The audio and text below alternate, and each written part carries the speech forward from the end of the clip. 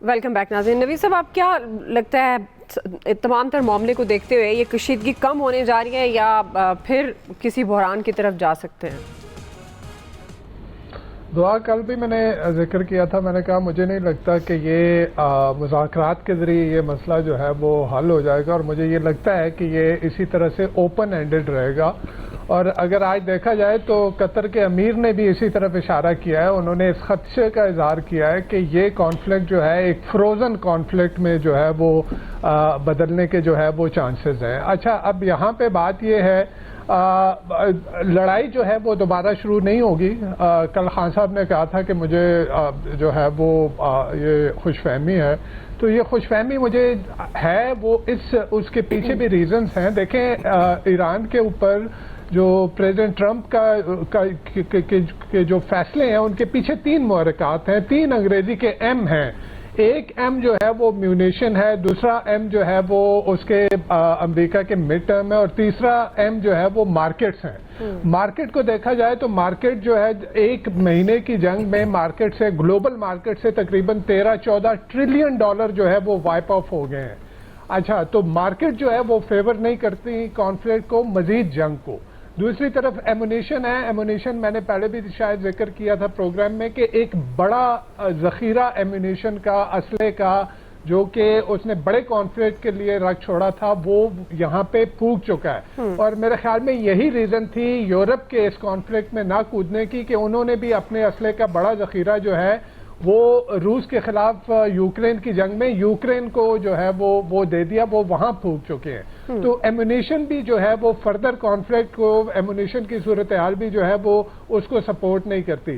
تیسرا ہے mid term. تو مڈ ٹرم کے الیکشن میں ہم نے دیکھ لیا اس جنگ کے لیے امریکہ میں کوئی سپورٹ نہیں ہے، اور پریزیڈنٹ ٹرمپ کی اپنی اپروول ریٹنگ کتنی ڈراسٹکلی نیچے گری ہے، جس کی وجہ سے اب یہ سامنے امریکہ کے اندر سے آوازیں اٹھ رہی ہیں کہ جو ان کے اوپر حملہ ہوا وہ بیسیکلی ایک سٹیجڈ حملہ تھا، کیونکہ وہ اپنی اپروول ریٹنگ کو بڑھانا چاہ رہے تھے.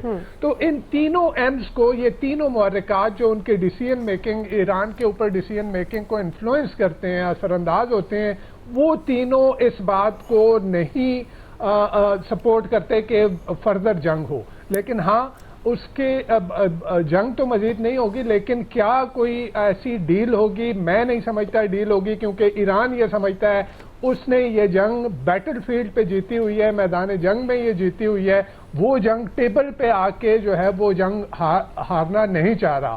امریکہ دوسری طرف اس کا سپر پاور ایگو ہے. دوسرا اگین، جیسے میں نے مڈ ٹرم کی بات کی، مڈ ٹرم سے پہلے، اگر امریکہ کے مڈ ٹرم الیکشن سے پہلے پریزیڈنٹ ٹرمپ کوئی ایسی ڈیل کر لیتے ہیں جس میں وہ کمزور نظر آتے ہیں، تو وہ ان کے لیے اگین پھر ایک بہت جو ہے وہ ان کے حق میں ٹھیک نہیں ہے. تو ان ساری صورتحال کو دیکھتے ہوئے مجھے یہ لگتا ہے کہ یہ ایک فروزن کانفلکٹ رہے گا، ایک اوپن اینڈڈ رہے گا، جب تک کہ چیزیں جو ہے وہ، اور آہستہ آہستہ جس طرح سے اس کو ڈی ایسکیلیٹ کرنے کی کوشش کی جائے گی. کیونکہ جنگ جو ہے، ایران اگر نہیں لڑ سکتا، ایران میں تباہی ہوئی ہے، لیکن وہ اس کو سروائیو کر کے وہ یہ جنگ جیت چکے ہیں، تو وہ ٹیبل کے اوپر جو ہے وہ نہیں ہاریں گے. اور جہاں تک ٹرمپ کی یہ ٹروتھ سوشل کی پوسٹ کا تعلق ہے، میرے خیال میں ان کی باتوں کو تو اب سنجیدہ لینا ہی نہیں چاہیے. جتنی غلط بیانی وہ کر چکے ہیں، جتنے غلط دعوے کر چکے ہیں، امریکہ کا اپنا میڈیا جو ہے اب وہ گن رہا ہے کہ کتنے ہزاروں مرتبہ انہوں نے اپنے 1 سال کے، 1.25 سال کے اس ٹینیور میں کتنی غلط بیانی کی، کتنے جھوٹے دعوے کیے، کتنے غلط دعوے کیے. تو اس کو تو میرے خیال میں ابھی سائڈ پہ رکھ دینا چاہیے.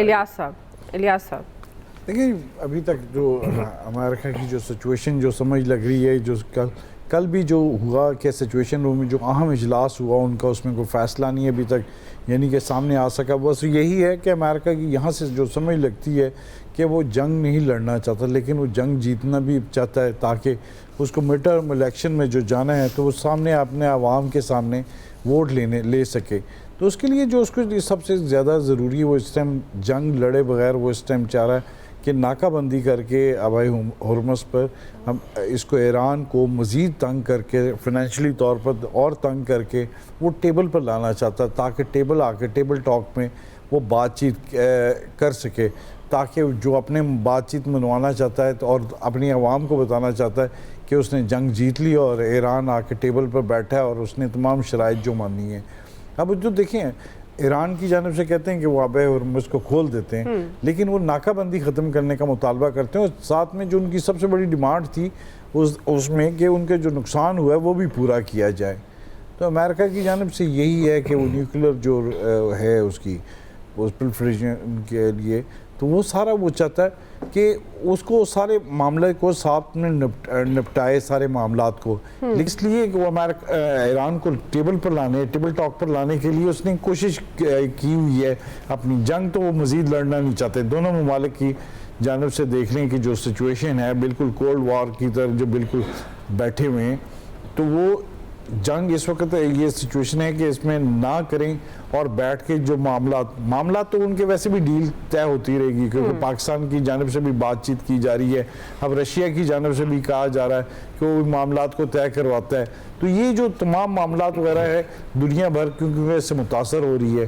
اگر صرف یعنی یہ ایران اور امریکہ نہیں, دنیا بھر میں انفلیشن آئی ہے اور جو حالات ہوئے ہیں, سب لوگ تنگ ہوئے ہیں توانائی سے, دیگر سے, فوڈ سیکیورٹی سے, یہ تمام معاملات دنیا بھی نہیں چاہتی. لیکن اور یہ جو سچویشن ہے دیکھ لیں اوپیک سے بھی علیحدہ ہوا ہے UAE, اور وہ اس میں صاف پتہ چل رہا ہے کہ اس میں جو اس نے آگے جو کیا کرنا ہے, اس نے سعودیہ اور امریکہ کی مخالفت جو کی ہے اور اپنے آپ کو ظاہر کیا ہے, سعودیہ سے اور GCC کنٹری سے مخالفت لی ہے, اور وہ اپنے آپ کو یہ ثابت کرنا چاہ رہا ہے کہ وہ ان کے ساتھ رابطہ نہیں رکھنا چاہتا.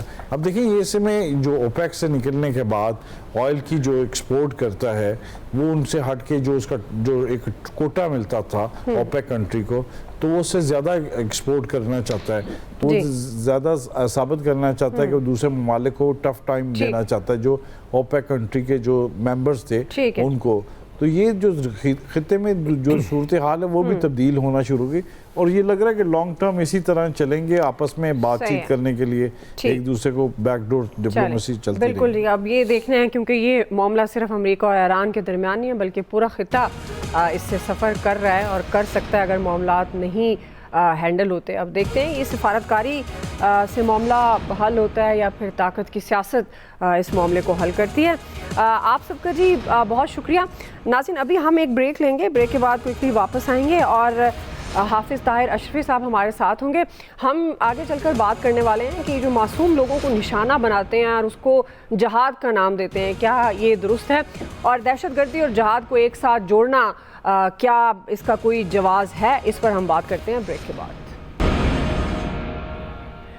ویلکم بیک ناظرین. پروگرام کے اس حصے میں ہم ناظرین بات کرنے جا رہے ہیں. پاکستان کوئی عام ریاست نہیں بلکہ ایک اسلامی مملکت ہے جس کی بنیاد اصولوں پر رکھی گئی ہے. حاکمیت صرف اللہ تعالیٰ کی ہے, قانون سازی قرآن و سنت کتاب ہے. لیکن جس پر ہم بات بھی کرنے جا رہے ہیں یہ ایک انتہائی اہم اور ایک حساس سوال جو کہ ہمارے معاشرے میں موجود ہے.